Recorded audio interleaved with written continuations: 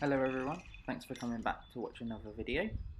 In this video we're going to be looking at answering a question we get asked a lot on experience days or at game and country shows. What's the difference between a buzzard and a kite? People often want to know how to tell the difference. And in terms of taxonomy, which is how they are scientifically grouped together, they are in the same family but a different genus. This is similar to how lions and domestic cats are in the same family, but separate genuses. They have similar characteristics or design, but can differ greatly in behaviour, for example. We get 3 types of buzzards in the UK, but only one that is resident all year round. Honey buzzards are rare, less than 50 pairs, and only seen from around May to August. And rough-legged buzzards, which are slightly more common with up to 150 pairs, are seen in October through to April. The buzzard you are most likely to see, and the one centre frame, is the Eurasian buzzard, or common buzzard as they are known.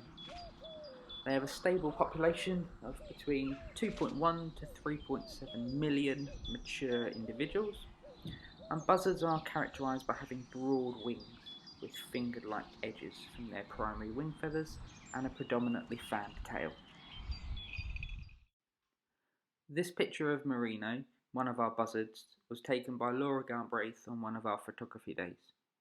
We will watch some video of him flying shortly, but this still gives you a good view of the aerofoil of his wing and edges I've mentioned. These upturned feathers at the end of each wing allow a heavier bird to soar successfully by reducing drag, and is used in aircraft design as it improves fuel efficiency. He is quite a pale buzzard, and although they tend to get darker with their adult plumage, Merino has stayed particularly light, and in this photo is only 2 years old. Buzzards have a bit of a mixed reputation, with still some ongoing persecution. They can be seen hunting in a variety of ways, but we don't like to call them lazy birds. They are opportunistic hunters certainly, but they will always do what they need to in order to survive. In winter, when the weather is poor, there is less out to hunt and there are no thermals to provide assistance. You are unlikely to see a buzzard soaring to its full potential. Although it may look sunny in this video, it is still only about 3 or 4 degrees, and so still in the heart of winter. Instead, they will conserve their energy, watching the countryside from a tree or post, but you might regularly see them sitting on the ground in fields. This doesn't always mean they are injured, as often they pull up worms that have emerged on a damp morning, or take frogs and rodents from hedgerows and ditches. You might be lucky enough to see them doing a sort of rain dance, treading up and down to imitate rainfall, similar to how gulls and corvids find food. With the ongoing coronavirus situation, you might have noticed, if you've been out and about, driving to the shops or exercising, that there are a lot more gulls and there are a lot more rooks and crows down on the roadsides, hunting in this natural way. There's less food waste as we aren't out on the beaches and the streets and the shopping centres, and so they're having to hunt more naturally. When the weather is right and food is plentiful, buzzards are well suited to soaring for long periods. Again, not lazy, but once up on a thermal, there is little exertion required to keep themselves airborne. The highest we have had one of our buzzards was just over 2,200 foot. The tail on a bird of prey is one of the most important parts. Only made up of normally 12 feathers, it provides valuable lift for a soaring bird. You can see that Merino will fan his tail wide when he wants to get lift, when he's either caught a thermal or using the wind. They are able to spread their tail wide to meet their wings, giving them a delta wing shape, similar to stealth bombers. This gives them the maximum lift required, but does require some practice. When soaring high above the trees, they aren't hoping to spot a rabbit in the distance and dive down like a peregrine. They are too light for their size, with lots of broad feathers, plus the rabbit will likely see them coming. They use their height to spot carrion or to identify good hunting areas, seeing the evidence of prey from above. Buzzards will always take the easy opportunity, but they are still capable of aerial acrobatics and taking full-size rabbits, and still have a speed boost up their sleeve for the final seconds.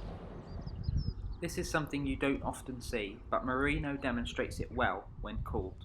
He dives and brings his wings against his body before dropping his legs down to help slow him for a safe landing to catch prey.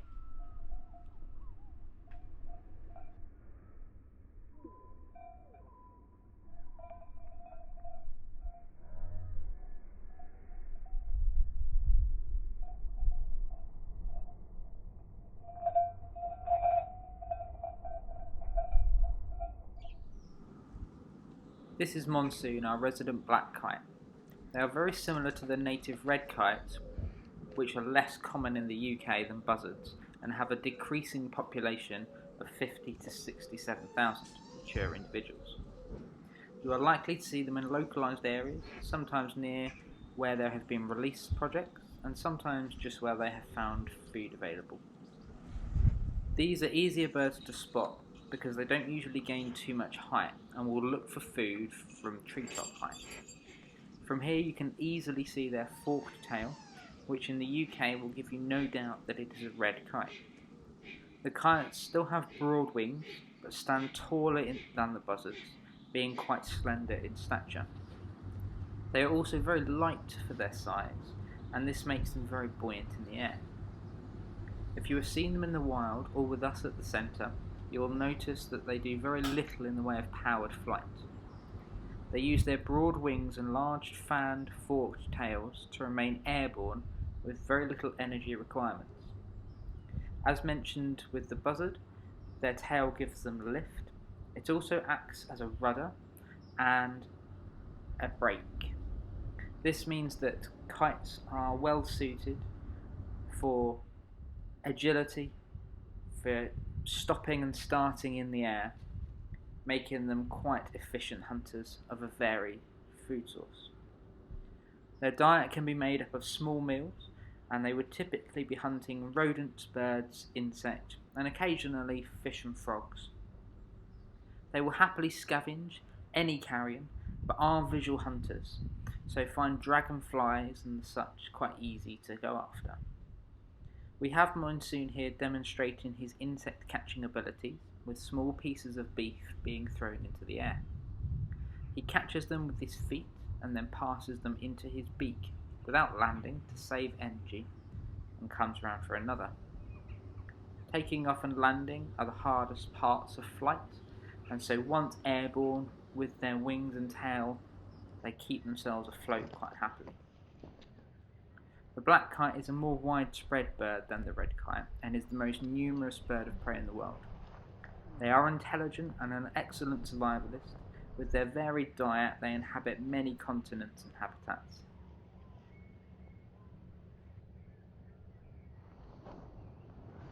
So to sum up, we have both buzzards and red kites in this country.